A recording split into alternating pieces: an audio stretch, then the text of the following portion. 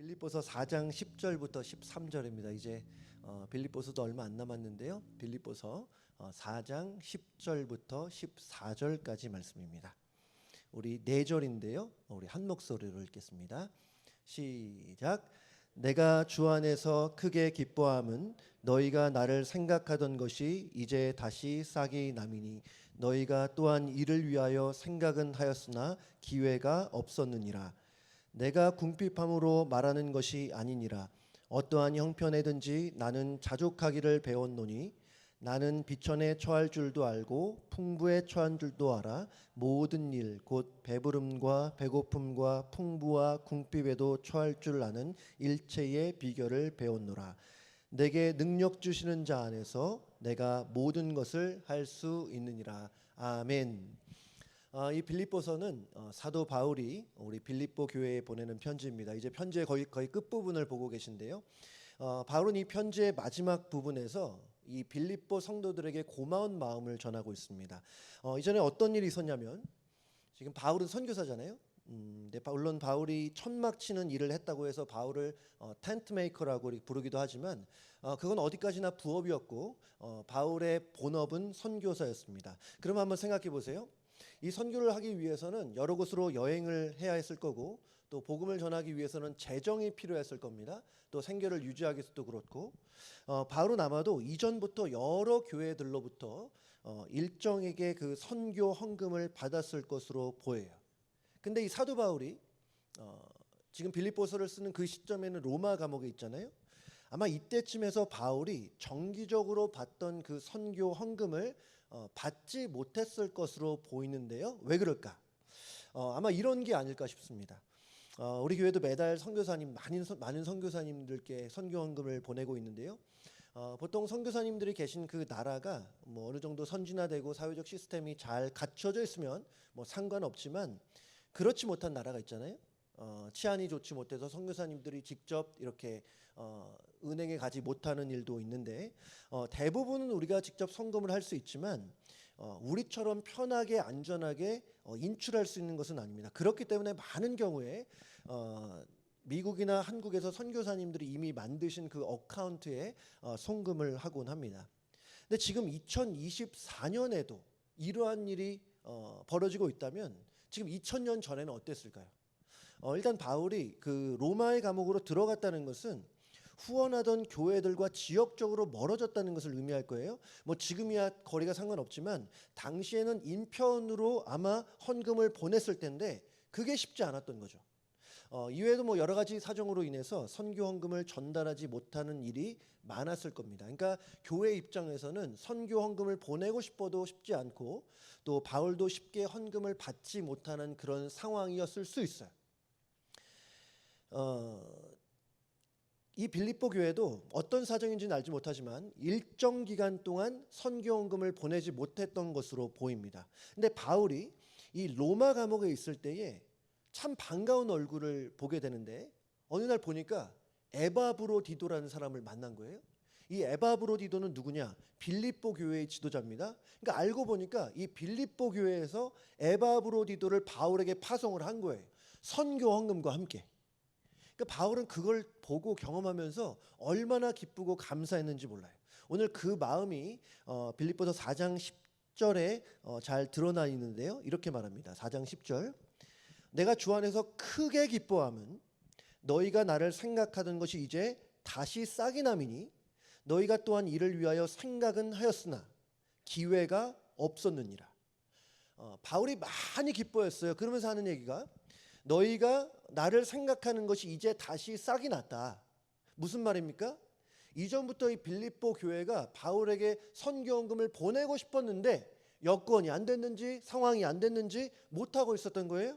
근데 이제 이 빌립보 교회의 지도자인 그 에바브로디도를 통해서 직접 헌금을 전달받은 거예요. 그러니까 바울은 너무 기쁘고 행복했던 것으로 보입니다.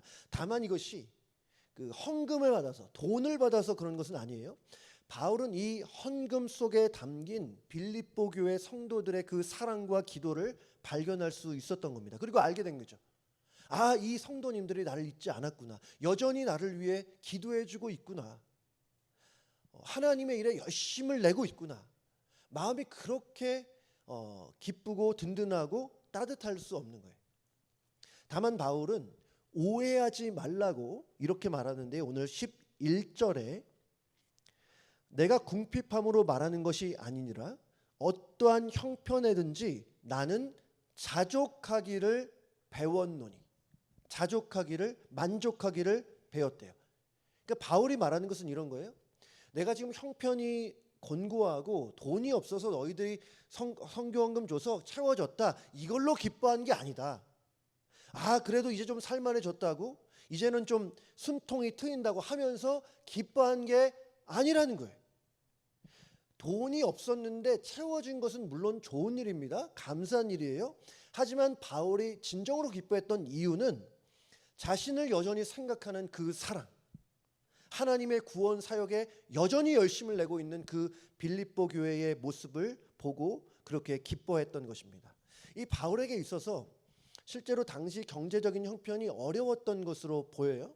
이 궁핍함, 배고픔에 대해서 말한 것으로 봐서는 이 감목에서뿐만 아니라 이전에도 돈이 없어서 굶어본 경험이 있는 것 같아요. 하지만 그럼에도 바울에게 있어서 1순위는 경제적인 상황이 나아지는 것이 아니었습니다. 이 바울이 이어서 하는 얘기가 나는 비천에 처할 줄도 알고 풍부에 처할 줄도 안대요. 배고프거나 배부르거나 어떤 처지에서도 자신은 만족할 수 있다, 자족할 수 있다고 말하고 있습니다.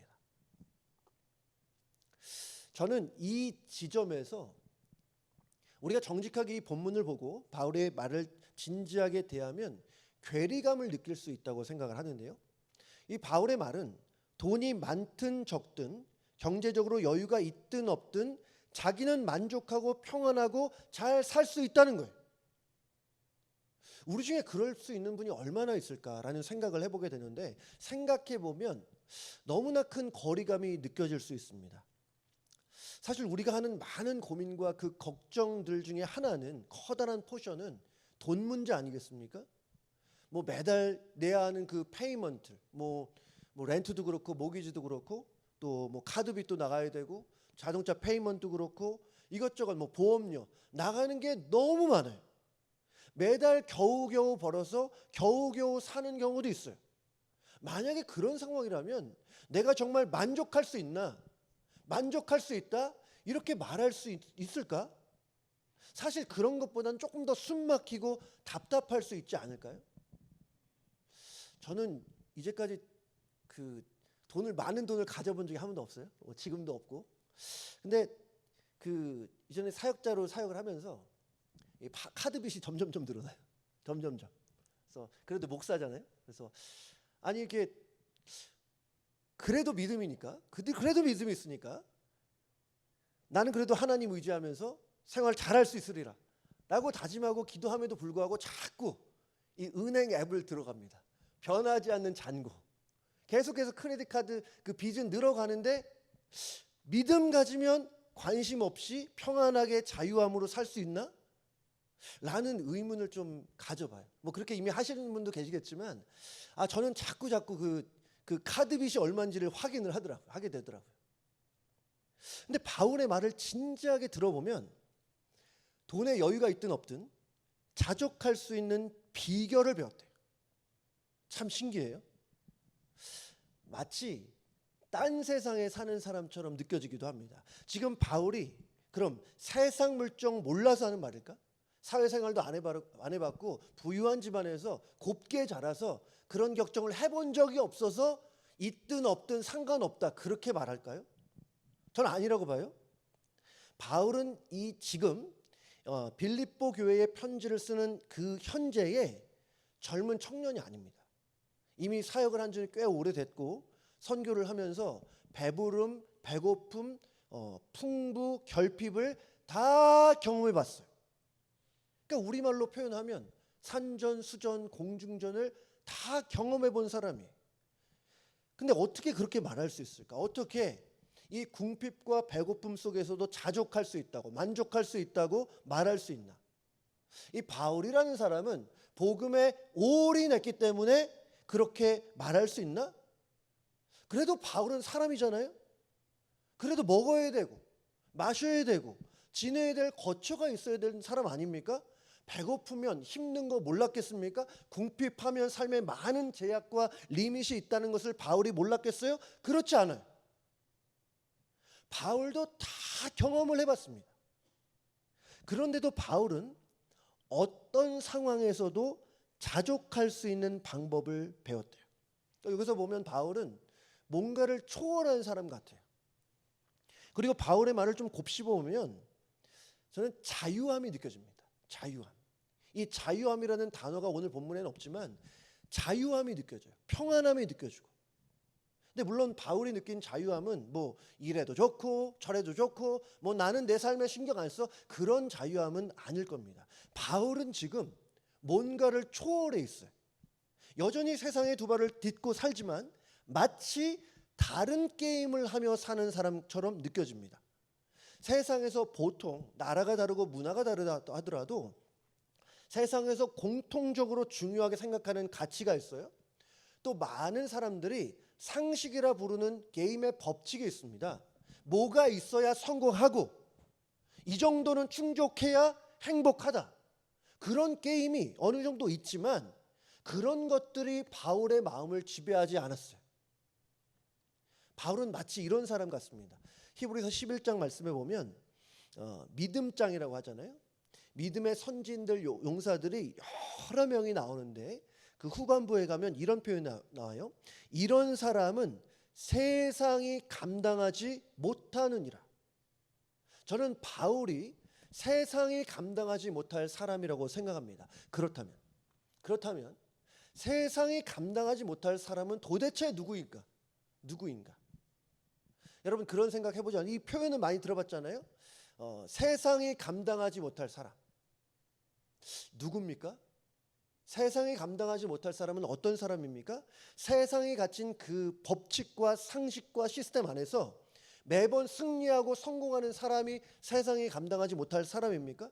세상을 그래도 다스리고 좀 높은 지위가 돼서 영향력도 줄 수 있는 그 사람이 세상이 감당하지 못할 사람입니까? 그래서 세상에서 좀 더 부자가 되고 좀 더 높은 위치에 올라가고 또 권력자의 위치가 그래야 세상이 감당하지 못할 사람이 될 수 있을까? 그게 맞다면 그러기 위해서 우리는 남보다 더 열심히 일해야 되고 공부해야 되고 남보다 더 열심히 일하고 공부하고 남보다 더 많이 더 좋은 집에 살아야 되고 더보다 높은 곳에 올라가야 되는 건가? 여러분 이런 생각에 대해서 일반적으로 우리가 예스라고 말한다면 그것을 보통 고지론이라고 부를 수 있습니다. 기억나실지 모르겠는데요. 아마 한 20년은 더 된 것 같은데 이전에 그 고지론과 미답지론에 대한 논쟁이 있었습니다. 고지론과 미답지론 이런 거예요. 하나님의 사람은 세상에서 고지에 올라야 정상에 올라야 선한 영향력을 더 많이 끼칠 수 있다. 이것이 고지론인데 그러면서 구약에 종종 드는 예가 있어요. 예를 들면 요셉 같은 경우에 이 요셉이 그 애굽에 들어가서 결국에는 총리가 되잖아요. 그래서 전 세계가 기근에 휘발릴 때에 이 요셉을 통해서 많은 사람들이 구원을 받았어요. 맞아요? 만약에 요셉이 총리에 위치에 있지 않고 그냥 평민이었다 한다면 뭐 그냥 죄수라든지 그냥 종이었다고 한다면 그런 영향력을 바라지 못했을 거예요. 또 다니엘을 보면 어떻습니까? 다니엘은 왕권이 달라져도 계속해서 총리의 그 자리에 있었던 사람 아닙니까? 여러분 지금 보더라도 대통령이 달라지면 그 참모진이 바뀌고 장관이 바뀌는 게 상식이에요. 근데 이 다니엘은 왕이 바뀌고 나라가 바뀌어도 여전히 총리의 자리를 지키고 있습니다. 입지전적인 사람이 맞습니다. 대단한 사람이에요. 이 다니엘이 총리로서 그런 자리에 있으니 이스라엘 백성들에게 알게 모르게 얼마나 많은 선한 영향력을 끼쳤겠어요. 일리가 있습니다. 우리 자녀들도 되도록 높은 곳에 올라가서 좋은 직업을 가지고 더 많은 사람들에게 선한 영향력을 끼친다. 뭐 문제될 게 없어요. 고지론입니다. 근데 이 고지론의 의미를 조금 더 확장을 해보면 이렇게 볼 수도 있어요. 아니 그래도 예수님을 믿으면 복받아야, 그래야 사람들에게 좀 떳떳할 수 있지 않냐. 예수님을 믿고 교회 다닌다고 하는데 맨날 가난하고 힘들고 아프면 하나님께 영광이 안 되는 거 아니냐. 그래서 우리는 더 잘 되고 더 형통하고 더 높이 올라가야 된다는 거예요. 물론 내가 잘 됨이 아니라 세상에서 선한 영향력을 더 끼치기 위해서. 이것이 고지론의 연장선이라고 볼 수 있습니다. 이에 대한 비판으로 미답지론이 나온 적이 있어요. 이 미답지론은 이런 겁니다. 일단 높은 곳으로 가는 것을 거부해요. 우리 그리스도인 하나님의 사람들은 높은 곳에 가려고 할 것이 아니라 의도적으로 그런 기회와 여건이 주어진다 하더라도 세상의 낮은 자리에 가서, 변두리로 가서 낮은 자리에서 고통받는 사람들과 함께 하면서 그들에게 이웃의 사랑을 그들에게 사랑을 전해야 된다는 거죠. 마치 그 테레사 수녀처럼 오지를 갈 수도 있고 세상의 변두리와 약자 곁에 가서 그들에게 주님의 사랑을 전하는 것이 맞지 않느냐라고 보는 것입니다. 또 그렇게 생각할 수 있는 것이 예수님도 그러셨던 것 같아요. 예수님은 생각해 보면 세상의 왕들이나 귀족들을 만나러 다니시지 않았어요? 영향력만 생각하면 조금 더 고위직에 있는 사람들을 만나셨을 법한데 복음서를 보면 예수님은 대개가 아픈 사람들, 아픈 사람들이 찾아와서 만났을 수도 있지만 또 아픈 사람들을 만나시고 또 귀신 들린 자들을 만나시고 또 원통한 자들, 고민 많은 사람들, 사연이 많은 사람들을 만나 주셨어요. 그리고 보면 이 예수님의 제자들, 12사도들도 마찬가지인데 예수님의 그 제자들 본인도 한 명 한 명도 세상적으로 보면 그렇게 뛰어난 사람이 없어요. 없고 예수님을 만나고 나서도 세상에서 출세하고 높아진 사람이 없어요. 그러니까 예수님뿐만 아니라 예수님의 사도들도 그렇고 포함해서 또한 초대교회 성도들도 보통은 변두리에 있는 사람들과 세상의 약자들을 찾아 나섰다. 이처럼 세상의 높은 곳에 가지 않고 낮은 곳으로 가야 된다. 이것이 미답지론입니다. 여러분은 뭐가 맞다고 생각을 하십니까? 고지론이 좀 더 성경적일까요? 아니면 미답지론이 좀 더 성경적일까요? 세상에 거룩한 영향력을 끼치려면 요셉이나 다니엘처럼 높은 것이 맞는 것 같고 또 세상의 낮은 자리에 어려운 사람들을 찾아가서 그들의 자리에서 그들에게 선한 그 영향력을 끼치고 사랑을 베푸는 것이 맞는 것 같기도 하고. 여러분 한번 생각해 보세요. 뭐가 맞다고 보십니까? 세상에서 더 많은 영향력을 끼치기 위해서 올라가야 합니까? 아니면 어려운 이웃을 생각하면서 세상의 낮은 곳으로 가야 합니까? 고지론 한번, 고지론. 미답지론 한번 들어보세요. 애매하면 손을 안 드는 게 맞다고 생각합니다. 저는 이렇게 봐요. 저도 이전에 그 청부론, 청비론, 청빈론, 그다음에 고지론과 미답지론에 대해서 조금 고민하고 생각해봤던 적은 있는데 저는 이렇게 봐요. 하나님의 사람들은 고지론과 미답지론으로부터 자유해야 된다고 생각합니다. 생각해 보세요. 고지론이든 미답지론이든 중요하게 보는 것은 뭐예요? 내가 어디에 있느냐. 내가 어디에 있느냐. 세상 속에서 나의 지위가 어디에 있느냐에 초점을 맞춘 주장들이에요.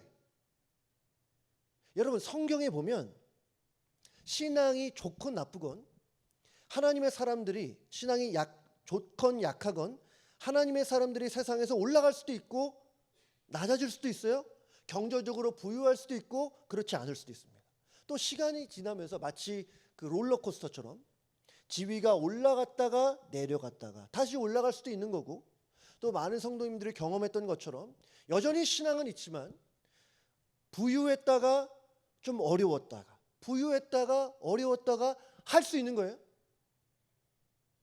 여러분 성경의 관심사는 주된 관심사는 우리의 지위에 있지 않습니다. 물론 지위와 위치가 중요할 수 있어요. 하지만 하나님의 보다 깊은 관심은 우리가 높은 곳에 있냐 낮은 곳에 있냐라기보다는 내가 있는 그 자리에서 하나님이 주신 일들을 잘 감당하고 있느냐예요. 그러니까 우리가 어디에 있든지 그 자리에서 하나님 나라를 꿈꾸며 내게 주신 부르심을 따라 충실하게 잘 살아가는 것, 믿음으로 살아가는 것, 그게 중요하다는 것이죠. 여러분, 하나님의 사람들이 그랬습니다. 높아지거나 낮아지는 것은 궁극적인 목표가 아니에요. 하나님께서 내게 주신 일들을 잘 감당하기 위한 수단과 도구일 수 있어요. 때로는 어떤 이는 좋은 신앙을 가지고 더 많은 이들에게 선한 영향을 끼치기 위해서 더 올라갈 수 있어요. 또 어떤 이는 또 건강한 신앙을 가지고 낮은 자들이 눈에 보여요. 그들을 향한 하트가 있어요. 낮은 곳에 가서 마치 테레사 수녀처럼 그들과 함께 지내면서 그들에게 주님의 사랑을 전할 수 있어요. 높아지고 낮아지는 것은 우리의 궁극적인 목표가 아니라 궁극적인 목적인 하나님이 우리에게 부여하신 일, 그 일을 충실히 이루기 위한 수단이자 도구일 뿐이에요. 근데 이것이 거꾸로 되어 있는 일이 얼마나 많습니까? 올라가면 성공, 떨어지면 좌절. 그것은 성경이 말하는 것이 아닙니다. 세상은 그래요. 올라가면 일단 성공이에요. 근데 참 세상적으로 봐도 그렇진 않은 것 같아요. 이게 어디 나라, 제가 볼 때 어디 나라든 제일 욕을 많이 먹는 사람은 대통령인 것 같아요. 보니까 미국이든 한국이든 언제나 그런 것 같아요. 욕을 제일 많이 먹는 사람은 대통령이에요. 또 교회에서도 욕을 제일 많이 먹는 사람은 담임 목사일 수 있어요. 아니길 바랐지만 올라감과 내려감이 우리의 궁극적인 관심사가 아니라 우리가 어느 자리에 있든 주님이 나에게 부여하신 거룩하신 사명을 위해서 충실히 살아가는 것이 중요하다는 것, 다시 말씀드려요. 그러니까 하나님의 사람들은 세상이 생각하는 것과 다를 수 있다는 거죠. 세상에서는 올라가는 것을 성공이라고 보지만 우리는 올라감 자체가 성공이 아니에요. 세상에서는 우리 자녀가 아이비리그에 들어가는 것이 성공이라 보지만 여러분, 아이비리그에 들어가는 것 자체가 성공일 수 없다고 생각합니다. 제 보스턴에 있으면서 이제 한 몇 주 후에 제가 사역했던 이렇게 공부하면서 신앙생활했던 그 교회의 담임 목사님 한번 모시려고 하는데요. 그 목사님이 MIT 교수였어요. 제가 기억하기로는 50세까지. 근데 그 MIT에서도 아주 잘 나가는, 제가 알기로는 펀드레이징 한 2번째 받는 아주 잘 나가는 교수셨는데, 2주에 저희가 모시려고 하는데 다 버렸어요. 그리고 이제 작은 교회에 부임하셔서 사역을 하고 있고, 교회 성도님들은 보니까 다 박사야, 다 박사. 하버드, 제가 청년부를 맡았거든요. 하버드 친구들도 있고 BU 보스턴 유니버시티도 있고 다 좋은 학교예요. 근데 보니 제가 정말 좋은 성도님들이었는데 보니 우리의 지위가 우리의 신앙을 보여주지 않대요. 제가 그 학생들을 보면서 세상적인 똑똑함이 영적인 똑똑함은 아닐 수 있겠다는 생각을 했어요. 오히려 세상적인 똑똑함이 잘못되면 교만에 빠지는 거예요. 다 알아요.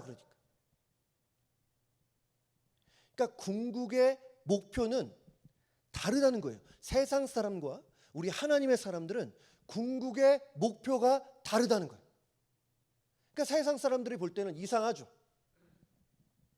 아이비리그 가고 연봉 높은 데 가는 건 성공이라고 보는데 하나님의 사람들은 그게 목적이 아니에요. 그건 도구예요. 하나님의 영광을 위한 도구, 하나님의 나라를 위한 도구. 하나님의 사람들은 그래서 세상 사람들의 볼 때에 좀 바보 같을 수 있다고 생각합니다.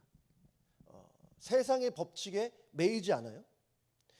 히브리서에 보면 이런 사람은 세상이 감당하지 못한다고 했어요. 히브리서 11장 말씀을 보면 이 말씀을 하기 전에 몇 가지 열거하는 사람들이 나오는데 여러분 누가 나오는지 아십니까? 히브리서 11장 36절부터 38절이에요. 또 어떤 이들은 조롱과 채찍질뿐 아니라 결박과 옥에 갇히는 시련도 받았으며 돌로 치는 것과 톱으로 켜는 것과 시험과 칼로 죽임을 당하고 양과 염소의 가죽을 입고 유리하여 궁핍과 환난과 학대를 받았으니 특이하게도 이런 사람은 세상이 감당하지 못한대요. 이해가 안 되지 않습니까? 소설을 쓰더라도 이렇게 쓰면 앞뒤가 문맥이 논리적으로 맞지 않아요. 세상의 조건과 법칙을 생각하면 이렇게 조롱당하고 채찍당하고 고난당하고 학대받는 사람들은 세상이 감당 못할 사람들이 아니라 세상에서 불쌍히 여겨야 되는 사람들이에요. 세상에서 동정하는 사람들이에요. 하지만 이들은 성경에 의하면 세상을 초월한 사람들이라고 말합니다. 그러니까 세상과 비교 우위를 쳐서 조금 더 잘하고 못하고가 아닌 거예요. 세상과 똑같은 기준으로 평가하는 것이 아닙니다. 달리기를 하는데 똑같은 트랙에서 100m 달리기를 할 때 땅 하고 같이 출발하는 게 아니에요. 100m를 출발할 때 딱 서 있을 때 준비를 할 때에 땅 했을 때에 우리는 하나님의 힘 주심을 따라서 더 빨리 들어간다. 이게 아닌 거예요. 경기가 다릅니다. 게임이 다른 거예요.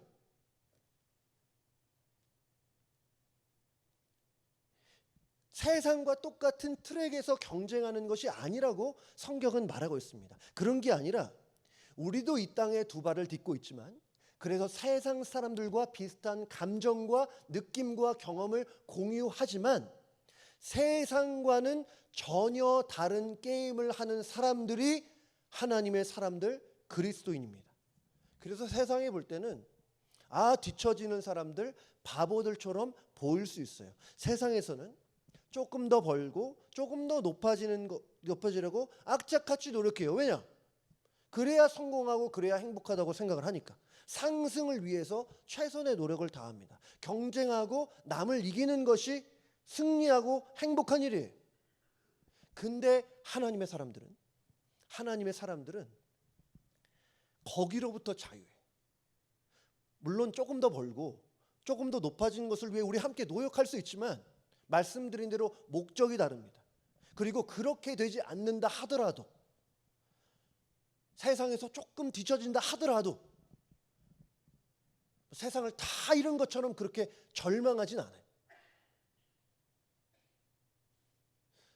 우리도 욕심이 없을 수 없지만 우리도 세상 욕심이 없을 수는 없지만 하나님의 말씀과 성령에 따라서 그 말씀이 제어되고 그래서 세상 사람들이 갖고 있는 욕심과 다르게 하늘의 것을 추구하며 살아가게 돼 있어요.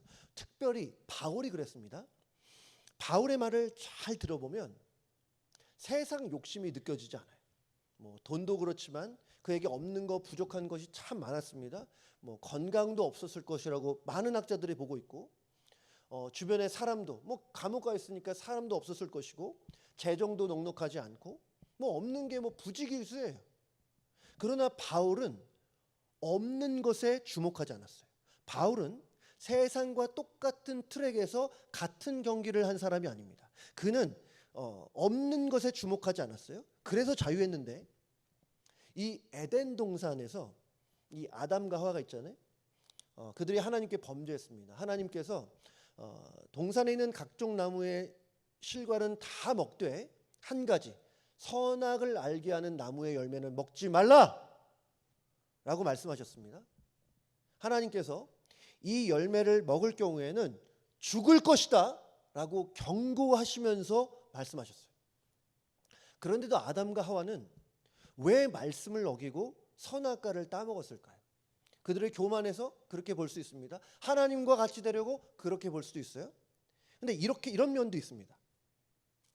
이 아담과 하와는 그 누구보다 넉넉했어요.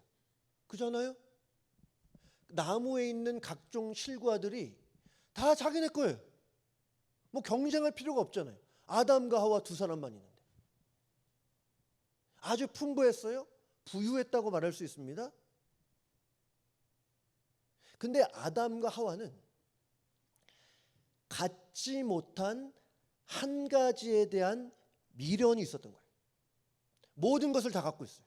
그럼에도 불구하고 갖지 못한 한 가지에 대한 미련을 버리지 못했어요. 욕심입니다. 만족하지 못했던 거예요. 충분히 만족할 수 있는 것처럼 보이는 그 상황에 갖지 못한 한 가지에 대한 미련을 가지고 만족하지 못했던 거죠. 반면에 이 바울은 욕심으로부터 자유했는데, 전에 제가 그런 말씀 했죠. 우리 설교를 할 때 빌립보서 3장에 보면 바울이 이런 고백을 해요.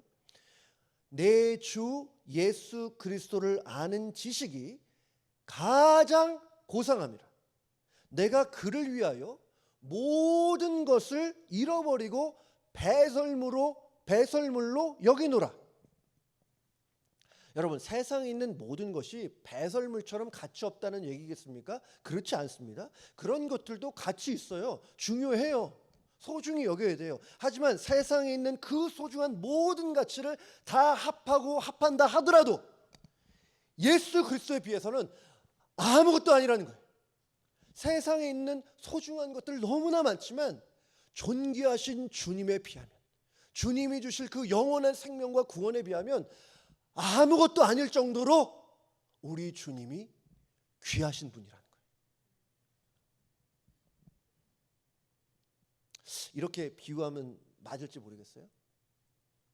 제가 주머니에 지금 그 100불 있는데 예배 끝나고 받으실 수 있는 분. 왜 믿음으로 못 들으시죠? 있다고 해요. 손을 들었어요. 제가 드리기에는 좀 자신감이 없습니다. 왜? 100불은 저에게 크니까. 근데 어떤 성도님이 저에게 그 시간에 100만 불을 주겠다고 돈을 꺼내요. 그러면 저는 그 누군가에게, 어쩌면 여러분 모두에게 100불씩 다 드릴 수 있지 않을까 싶어요. 제 주머니에 있는 100불은 100만 불에 비해서는 아무것도 아닌 것처럼 느껴질 수 있어요. 그냥 들을 수 있어요. 바울은 그 무엇과도 비교할 수 없는 귀한 주님, 내 주 예수 그리스도를 아는 지식이 가장 소중하다고 고백을 했던 것입니다. 그래서 바울은 세상에 대해서는 자유했던 거예요.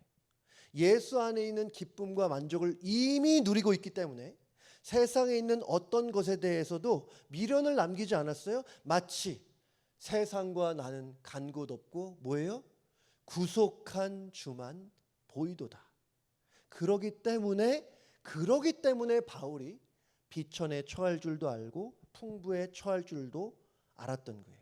내 안에 가장 귀한 예수 그리스도께서 계시기 때문에 세상으로부터 자유할 수 있고 예수 안에서 만족을 누릴 수 있었다는 말입니다.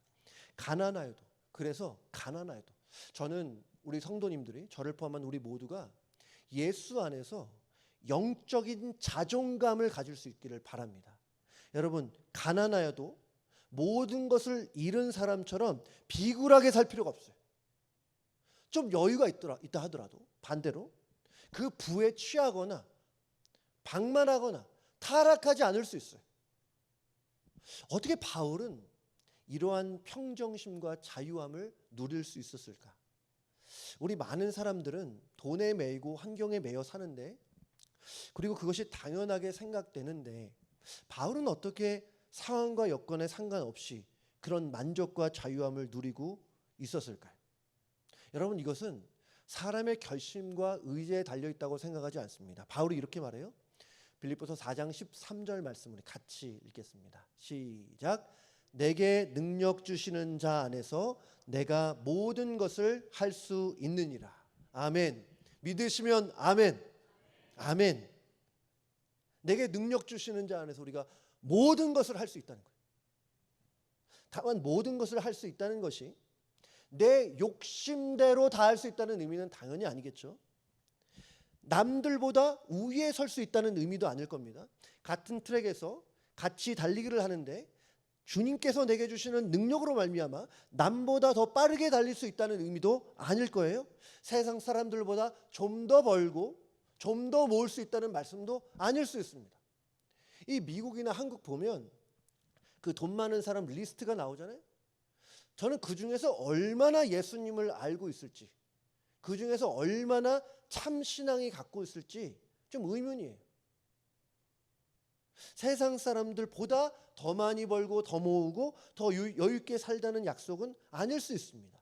내게 능력 주시는 자 안에서 우리는 세상 사람들과 전혀 다른 게임을 할 수 있다는 거예요. 세상이 원하고 갈구하고 미련을 버리지 못하는 일에 대해서 우리는 능력 주시는 자 안에서 자유할 수 있다는 겁니다. 자유할 수 있다. 여러분, 이 능력은 우리 안에서 만들어지는 것이 아닙니다. 이 능력은 여러분 오직 예수 안에 있을 때만 가능한 줄로 믿습니다. 예수님 안에서 예수님의 능력을 공급받아야 우리는 세상이 감당하지 못할 하나님의 사람으로 설 수 있게 될 줄로 믿습니다. 우리가 사는 인생은 결코 영원하지 않잖아요. 갖지 못한 그 한 가지에 대한 미련과 욕심을 가지고 귀한 인생을 낭비하지 마시기 바랍니다. 세상의 것이 우리에게 진정한 만족을 주지는 못합니다. 물론 필요 없다는 얘기는 아니에요. 우리 어떻게 그러겠습니까? 다만 알아야 된다는 거예요. 세상이 주는 그 부요가 우리를 진정한 행복으로 이끌 수는 없다는 거예요. 돈의 소중함도 알아야 되지만 돈의 한계도 동시에 우리는 기억해야 돼요. 세상에서 누구보다 많은 것을 누렸을 사람이 어쩌면 솔로몬일 수 있습니다. 그는 한 나라의 왕으로서 재물, 부귀, 쾌락 다 누렸어요. 원하는 대로 재물을 쌓았고 나라는 부강했고 나라의 절대 권력자로서 얼마든지 권세를 행사했습니다. 원하는 대로 많은 여자를 취했어요. 1,001명을 취했다고 하는데 그 이름을 다 알았을까? 얼굴은 기억했을까? 모르겠어요. 그 많은 것들을 누렸을 것처럼 보이는 솔로몬이 인생 말년에 뭐라고 합니까? 전도서 말씀에 보면 계속 나오죠. 헛되고 헛되며 헛되고 헛되니 모든 것이 헛되도다. 누릴 대로 다 누렸는데 마음이 공허하다는 거예요. 모든 것이 헛되다는 그 사실을 경험적으로 알았어요. 예전에 그 남진이라는 가수가 님과 함께라는 노래를 불렀습니다. 가사 아시나요? 저 푸른 부르면 안 되지. 저 푸른 초원 위에 그림 같은 집을 짓고 왜 이런 거는 잘 외워지는지 모르겠어요. 사랑하는 우리 님과 한 100년 살고 싶어. 맞죠? 그 당시 사람들의 바램을 아주 적나라하게 보여주고 있어요. 그 당시에 몇 년도인지 저 기억은 안 나지만 그 당시에 사람들이 갖고 있었던 행복론이에요. 제가 볼 때는 아름다운 집에서 사랑하는 사람과 한평생 사는 것, 그것이 가능하다면 나는 진짜 행복하고 만족 누리며 살 수 있겠다. 하지만 내가 원하는 것 다 누리고 내가 원하는 것 다 이룬다 하더라도 결국에는 솔로몬처럼 헛되고 헛되며 헛되고 헛되니 모든 것이 헛되도다라고 말할 수 없는 것이 인생이에요. 그것을 미리 깨닫는 것이 지혜라고 생각합니다. 여러분, 우리는 세상의 것들이 필요합니다. 세상의 것들을 다 어떻게 우리가 배척할 수 있겠습니까? 세상의 것들이 필요해요. 하지만 동시에 세상의 것들로 진정한 만족과 행복을 누릴 수 없다는 사실을 우리는 늘 염두에 둬야 됩니다. 세상의 것들로 우리의 마음을 채울 수 없어요. 어느 정도는 가능할지 모르지만 나의 진정한 영혼의 만족을 누릴 수 없습니다. 왜냐하면 하나님께서 우리를 창조하실 때에 하나님만으로 채울 수 있는 공간을 우리 안에 만들어 놓으셨기 때문이에요. 어거스틴이 말한 것처럼. 그래서 하나님 없이 세상에만 마음을 두고 세상 사람과 똑같이 경쟁하다고 한다면, 성공한다 하더라도 우리는 예수를 알기 때문에 계속해서 결핍을 경험하게 될 것이고 내게 없는 한 가지를 향한 미련만 남게 될 것입니다. 더군다나 우리가 정신 수양으로 우리 안에 스스로 행복과 만족을 만들어낼 수 없잖아요. 여러분, 진정한 행복은, 만족은 예수 안에 있는 줄로 믿습니다. 하나님은 우리의 필요를 아세요. 우리가 무엇을 먹을까 마실까 입을까를 우리보다 잘 아시는 분이 하나님이십니다. 가장 좋은 길이 무엇인지, 가장 선한 길이 무엇인지를 하나님보다 잘하는 사람은 없어요. 우리 본인보다, 스스로 우리보다 하나님이 우리의 인생에 대해서 더 잘 아십니다. 그리고 하나님이 약속하셨어요. 모든 필요한 것을 너희에게 채워 주시리라. 오늘 13절 말씀에 내가 모든 것을 할 수 있다는 것은 마치 나폴레옹이 말한 것처럼 내 사전에 불가능은 없다. 여러분, 이런 것이 아니에요. 우리는 할 수 없어요. 할 수 없는 게 많아요. 하지만 우리가 능력 주시는 자 안에서 모든 것을 할 수 있는 줄로 믿습니다. 우리에게 진정한 행복과 만족을 주시는 분은 예수님이에요. 예수님. 그 주님이 우리와 함께 또 우리 안에 계시니 그분의 능력 안에서 여러분 우리는 바울처럼 자족할 수 있는 줄로 믿습니다. 여러분, 우리가 할 일은 그 주님 신뢰하는 거예요.